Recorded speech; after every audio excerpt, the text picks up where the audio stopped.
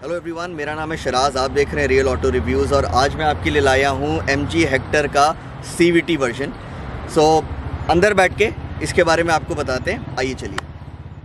तो देखिए, ये कोई बिल्कुल ब्रांड न्यू गाड़ी नहीं है, तो मैं इसका एक्सटीरियर और इंटीरियर्स के बारे में बखान नहीं करूंगा, वो आप ऑलरेडी जानते हैं। बस दो तीन बातें आपको बताऊंगा कि रिहाइड्रेशन होगा बेसिकली एक तरह का। कि देखिए, ये जो गाड़ी है कंफर्टेबल बहुत है। इसमें आपको जो सीट्स हैं बहुत कंफर्टेबल हैं। पीछे जो पैसेंजर्स बैठेंगे, आपके जो एल्डरली हैं, आपकी फैमिली जो बैठेगी, वो आपको दुआई देगी क्योंकि बहुत कंफर्टेबल सीट्स हैं। फ्लोर बिल्कुल फ्लैट है, 3 लोग पीछे आराम से बैठ सकते हैं और तीनों की इंडिविजुअल सीट बेल्ट्स हैं। तो हाँ, उनको बोल दीजिएगा कि भाई सीट बेल्ट लगा लो, ठीक है। तो कंफर्टेबल बहुत है। और दो तीन चीजें आपको बता देता हूं, उसके बाद फिर गाड़ी चला के बात करेंगे। और एर्गोनॉमिकली ये चीज जो ज्यादातर गाड़ियों में अभी भी मेरे हिसाब से ये हर गाड़ी के अंदर स्टैंडर्ड होनी चाहिए, ठीक है। तो ये टेलीस्कोपिक तो है ही है, और आपका ये रेक के लिए भी, तो रेक एंड रीच के लिए एडजस्टेबल है, ठीक है। स्पेस काफी है, सारे आपके दरवाजों में डोर पॉकेट्स हैं और आपका अच्छा खासा स्पेस है यहाँ पर, इधर, ठीक है। अब एक चीज मैं बोलूंगा, उसूलन अब जैसे मेरी छोटी हाइट है, मैं सीट आगे करके चला रहा हूँ, ठीक है। तो अब मैं ये चलाते में अगर मैं ये थोड़ी रखूंगा, ठीक है। तो ये उसूलन थोड़ा स्लाइडर होना चाहिए था, स्लाइडिंग होना चाहिए था, ताकि ये थोड़ा आगे आए। तो भाई छोटे वाले भी जो है वो थोड़ा हैंड रेस्ट का मजा लें, ठीक है। मैं ऐसे थोड़ी चलाऊंगा, ठीक है। हाँ, ये फिर भी ठीक है मेरे लिए। ये वाला जो है ये फिर भी बिल्कुल मेरे नॉर्मल मतलब एर्गोनॉमी के लिए बिल्कुल ठीक है ये, ठीक है। अच्छा, ग्लव्ड बॉक्स कूल्ड है।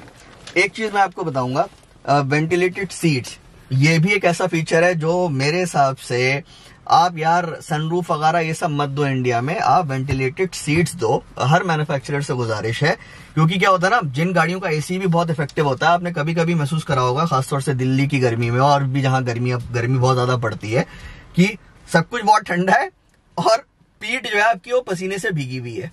तो वेंटिलेटेड सीट्स होती हैं तो उसमें ये नहीं होता है। और सबसे मजे की बात आपको बताऊं, जो वेंटिलेटेड सीट्स का जो, और दोनों सीट्स वेंटिलेटेड हैं, उसका जो ये देखिए कंट्रोल, इतनी बेहतरीन जगह दिया है इन्होंने। अब ये बोनेट पे दे सकते थे, समझ रहे हैं आप, और इन्होंने पर यहां दे दिया है ना, कितना कन्वीनियंट है। सरकाज़म ऑफ कोर्स, जिनको समझ में नहीं आया, तो ये यहां नहीं होना चाहिए था, ठीक है, ये यहां होना चाहिए था। मतलब इतने डिस्टेंस में कहीं दे देते भाई। कुछ लोगों को तो, जिनको जो ये गाड़ी खरीदेंगे ना, अगर उनको सेल्समैन नहीं बताएगा, ब्रोशर नहीं पढ़ेंगे या रिव्यू नहीं देखेंगे, तो उनको पता भी नहीं होगा कि भाई इसमें वेंटिलेटेड सीट्स भी हैं। तो ये है। आपके कोई सवाल और हो इंटीरियर से रिलेटेड, आप पूछ लीजिएगा, मैं उनका जवाब दे दूंगा। एक चीज आपको और बता दूं, दोनों सीट्स पावर्ड हैं, इसमें ड्राइवर्स और आपका पैसेंजर की। बस पैसेंजर की में आपको हाइट एडजस्टमेंट नहीं मिलता, जिसकी एक्चुअली कोई जरूरत भी नहीं है। तो अब चलिए चला के बाकी बातें करते हैं।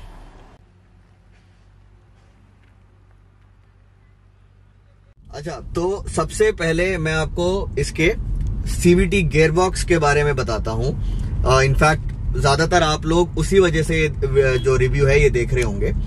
अब आपको एक मजे की बात बताऊं कि अब से 10, 15, 20 साल पहले जब कभी भी मान लीजिए ऑटो कार वगैरह ने कोई CVT गाड़ी टेस्ट करी होगी, उस टाइम पे उन्होंने बोल दिया होगा कि रबर बैंड इफेक्ट के बारे में, ठीक है।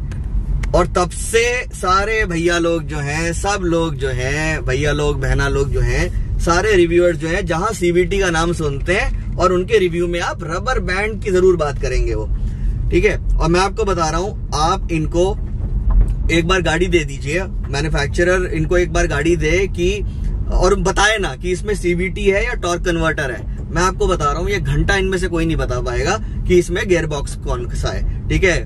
रबर बैंड और गुलेल की तो बात ही छोड़िए आप, इस गियर बॉक्स के अंदर कोई रबर बैंड इफेक्ट आप एक्सपीरियंस नहीं करेंगे। और एक चीज और, आप इनसे पूछ लिए एक बार, जितने भी रिव्यूअर्स हैं, 1-2 मिलियन फॉलोअर्स वाले, सब्सक्राइबर वाले, कि रबर बैंड इफेक्ट होता क्या है, बता नहीं पाएंगे आपको। खैर, तो दूसरी चीज, तो पहली चीज क्या कि इसके अंदर कोई रबर बैंड इफेक्ट नहीं है।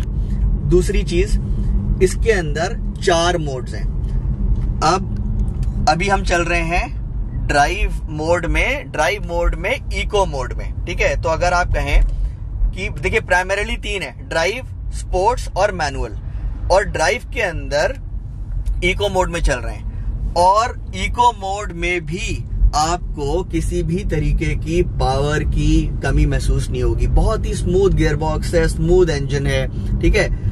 आवाज आपको कब आएगी, और वो एक सीवीटी, इनफैक्ट अगर जो एक्सपीरियंस बंदा होगा वो बता देगा कि ये सीवीटी है, जब वो एकदम से पंजा दबा देगा तो अंडर हार्ड एक्सीलरेशन आपको इंजन नॉइज आपको सुनाई देगी, मतलब कि आपको लगेगा कि हाँ भाई अब ये जो है मेहनत कर रहा है। पर ऐसा नहीं होगा कि आवाज बहुत आ रही है और प्रोग्रेस कम है। आवाज के साथ साथ प्रोग्रेस भी काफी अच्छी है। मैं ऊपर आपको लिंक दे दूंगा इसके एक्सीलरेशन रन्स का। इनफैक्ट V3 कार्स का जगदेव बहुत अच्छा दोस्त है मेरा, उसने इसका और DCT हेक्टर का back to back acceleration run करा और he found this one to be quicker. और मेरे आप यहाँ पर देख ही लेंगे रन्स, तो पावर की कमी नहीं है, ठीक है, कोई रबर बैंड गुलेल इफेक्ट नहीं है। और इतने सारे मोड्स हैं। इको में करके शहर में चलाइए, पहाड़ों पे जा रहे हैं, पहाड़ों में भी मैं आपको गारंटी दे रहा हूँ कोई प्रॉब्लम नहीं आएगी। आपको लगे कि बहुत ज्यादा स्टीप स्लोप है, वहां पर आप स्पोर्ट्स में उठा सकते हैं, मैनुअल में उठा सकते हैं, ठीक है। कोई आप इतने सारे ऑप्शन है यार आपके पास, और आपके पास ये हिल होल्ड भी है, ठीक है। जब तक ये ऑन रहेगा तब तक सूरज चांद रहेगा, नहीं तब तक ये काम करता रहेगा, ठीक है। तो जब तक ये ऑन है आप 10 बार ब्रेक पे से पैर हटाएंगे, जैसी गाड़ी रोकेंगे ब्रेक पे से पैर हटा लेते हैं, ड्राइव में या रिवर्स में है तो गाड़ी आगे पीछे नहीं जाएगी, ठीक है। अच्छा, तो ये तो हो गई गियर बॉक्स की बात। अब बात कर लेते हैं आपका राइड क्वालिटी। राइड क्वालिटी बहुत अच्छी है, पर आप थोड़ा सा इसका जो सस्पेंशन है, अब ये हम स्पीड ब्रेकर पे, ये मैंने बहुत हल्के से लिया, अगर मेरी थोड़ी सी भी स्पीड तेज होगी ना तो स्पीड ब्रेकर के ऊपर से गई, उतरी, उतरने के बाद ना एक बार ये झूला झूलती है, ठीक है। तो बहुत ज्यादा सॉफ्ट सस्पेंशन है, इसकी वजह से क्या बॉडी रोल बहुत ज्यादा है, ठीक है। और आपका थोड़ा सा सस्पेंशन अगर MG हल्का सा टॉट कर दे, मतलब 18 से, अभी अगर 18 है तो उसको 20 कर दे तो बहुत मजेदार हो जाएगी ये गाड़ी चलाने के हिसाब से, मतलब हैंडलिंग के हिसाब से। और थोड़ा सा मेरे हिसाब से राइड क्वालिटी और अच्छी हो जाएगी, और हल्का सा इसको टॉट कर दे, अभी भी बुरी नहीं है। मैंने जैसे बोला कि बहुत अच्छी राइड क्वालिटी है, और आराम से आप चलाएंगे, गड्ढों में आराम से निकालेंगे, आपको कोई भी प्रॉब्लम नहीं होगी, ठीक है। और देखिए इसका जो इंटेंडेड कस्टमर है, आप लोग जो हैं वो आप इसको हैंडलिंग के लिए और 90 की स्पीड पे, 100 की स्पीड पे कॉर्नरिंग के लिए नहीं ले रहे हैं, ठीक है। तो फिर भी पता नहीं क्यों लोग बोलते ना कि काफी रिवर्स को मैंने देखा बोलते हुए कि हैंडलिंग में मजेदारी नहीं है। भाई ट्रैक पे नहीं चलानी है। पर एक चीज है, आपको साफ साफ बता रहा हूं, अगर आप एंथुजियास्ट हैं तो ये हेक्टर आपके लिए नहीं है, आपको एस्टर में ज्यादा मजा आएगा चलाने में, ठीक है। पर ये अगर आप गाड़ी ले रहे हैं, यानी कि आप अपनी फैमिली के लिए ले रहे हैं इतनी बड़ी गाड़ी, उसके हिसाब से ये गाड़ी आपको कोई शिकायत का मौका नहीं देगी। स्टीयरिंग लाइट है, और स्पीड पे भी बहुत ज्यादा वे अप नहीं करता है, पर हाँ थोड़ा डिसेंट इसमें वेट आ जाता है। टॉप स्पीड मैं रिकमेंड नहीं करूंगा कि आप इसकी चेक करें, 120-130 के नीचे रखें तो गाड़ी ये काफी स्टेबल है, उसके ऊपर ना जाए वो ज्यादा बेहतर है। जाएगी तो शायद ये 170-180 पहुंच जाएगी, पर आप कोशिश करें। मैंने 130 पे ब्रेकिंग करी थी, बिल्कुल गाड़ी सीधी रुकी, पर सजेस्ट ये करूंगा आप अपना 130-120 के नीचे रहें, तो बहुत गाड़ी जो है इसमें रोड नॉइज भी कम आता है और आपका इंजन नॉइज भी कम आता है। 100 पे अपना 1700 RPM के आसपास चलती रहती है, और बहुत ही सुकून वाला एक एक्सपीरियंस है। फ्यूल एफिशिएंसी वो आप अभी स्क्रीन पे देख रहे हैं। और क्या रह गया, और आपके जो भी सवाल हो आप मुझे कमेंट सेक्शन में पूछिए और मैं आपको उन सब का आंसर दूंगा। तो ये था मेरा रिव्यू, और जल्द मुलाकात होती है नए वीडियो के साथ।